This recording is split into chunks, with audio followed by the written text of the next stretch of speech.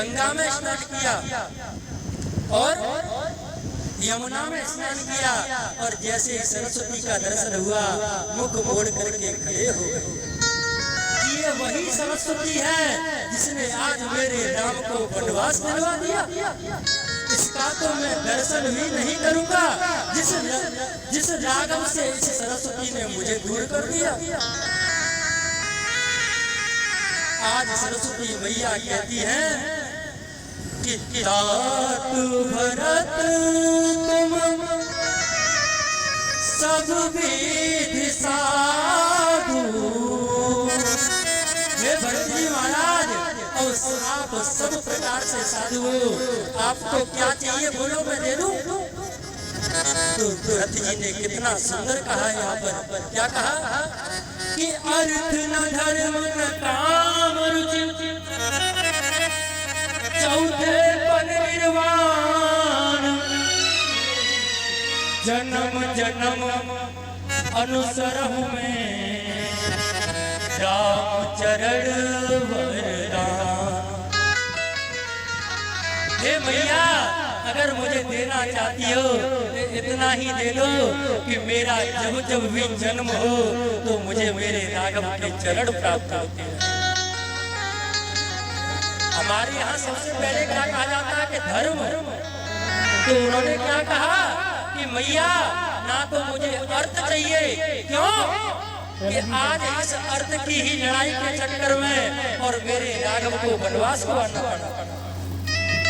ना मेरी माँ यह चाहती कि मैं राजा बनूं, मेरा पुत्र राजा बने, और ना मेरा राम आज जंगल को आता। किसकी लड़ाई थी? सब धन की।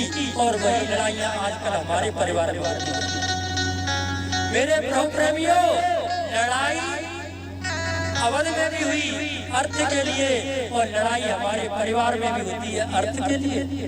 लेकिन हमारी लड़ाई में और संसार की लड़ाई में और उनकी लड़ाई में अंतर है। अवध में लड़ाई हो रही है, इस राज्य को मैं नहीं लूंगा और मैं नहीं लूंगा, और हमारे घर में लड़ाई हो रही है, इसे मैं लूंगा और मैं लूंगा।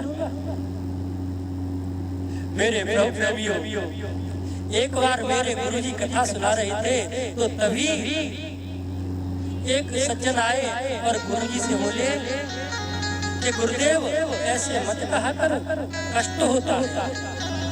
तो बोले अगर तुम्हें कष्ट होता है तो उस कार्य को क्यों करते हो जिससे कष्ट होता है? अगर तुम्हारा भाई कहीं आपकी 4 इंच भी ज्यादा ले लेना तो ये कहता दीवार हटा, नहीं तो आजा कोर्ट में, नहीं तो आजा कोर्ट में। प्रभु प्रेमियों, मैंने देखा है कि एक एक खूंटे के पीछे, एक एक घर की नाली के पीछे, एक एक इंच मेड़ काटने के पीछे आज घर घर में कोर्ट के चक्कर लगा रहे हैं। तो मेरे प्रभु प्रेमियों, लड़ाई इस अवध में भी हुई अर्थ के लिए और लड़ाई हमारे जीवन में भी हो रही है अर्थ के लिए। अगर हमें अपने जीवन से उस अर्थ रूपी मोह को निकाल दिया ना तो हमारे जीवन की भी लड़ाई खत्म हो जाएगी। प्रभु प्रेमियों, मैं आपसे कहना चाहता हूँ, अपनी संतान के लिए कभी अपने भैया से मत बिगाड़ना। पता नहीं संतान तुम्हारे काम आए नहीं आए, पर भैया तुम्हारा कभी साथ नहीं छोड़ेगा। ये मैं लावे के साथ कहता हूँ। क्यों कि भैया कितना बैरी हो पर भेद छुपाना ना चाहिए। भैया, ये भाई भाइयों में लड़ाई कब होती है? वो भी हमारे कारण होती है। मेरे प्रभु प्रेमियों, 2 भाई थे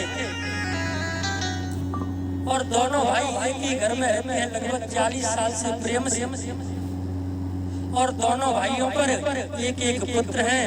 एक दिन क्या होता है कि बड़ा भाई अपने आम के बगीचे में टहलने के लिए जाता है। बड़ा भाई जब आम के बगीचे में टहलने के लिए जाता है तभी उस बगीचे में उस भाई को 2 आम मिले। वह भाई उन दोनों आमों को लेकर के आता है तो सीधे हाथ में तो बड़ा आम था और टेढ़े हाथ में थोड़ा छोटा।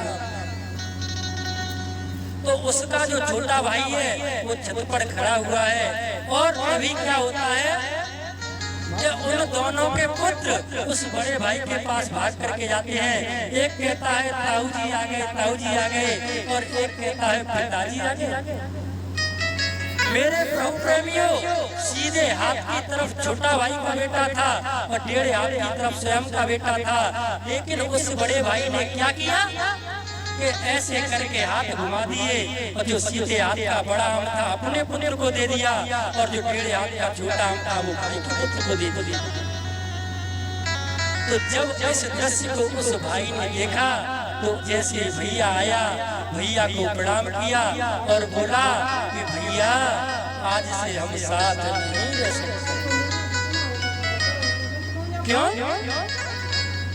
कि मैंने आपको हमेशा अपने पिता के बराबर माना, लेकिन आज मैंने वह दृश्य देखा, शायद मैंने देखा था तो मैं तो सहन कर लूंगा, अगर कहीं मेरी पत्नी ने देख लिया तो सहन नहीं कर पाएगी।